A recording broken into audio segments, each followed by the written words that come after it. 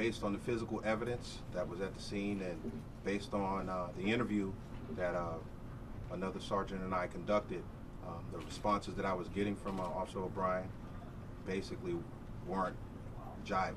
That was the initial assessment of OPD Sergeant Mike Gant back in June of 2014 when he interviewed OPD Officer Brendan O'Brien about the death of O'Brien's wife, Irma Huerta Lopez.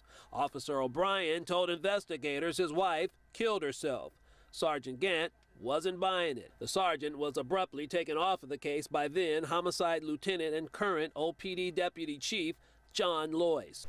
We may never know how Irma Huerta Lopez died. Attorney Dan Siegel is representing Sergeant Gant in a civil claim against the city of Oakland. The claim alleges retaliation against Gant for pursuing the investigation of the death of Lopez against his then Lieutenant John Loyce's wishes. Lieutenant John Loyce of the Oakland Police Department made sure that Sergeant Mike Gant was removed from the investigation of Ms. Huerta Lopez's death after he began to focus on Brendan O'Brien as a potential suspect in the case. This is the Top Cop Award that I won in 2001. Sergeant Gant brought a few of his awards to this press conference to highlight what he has accomplished over his 27-year career as an OPD officer. I feel like he pulled me off the case because I was putting pressure on O'Brien because his story didn't match up. According to this claim, Sergeant Gant experienced workplace harassment and was subsequently reassigned out of the homicide unit,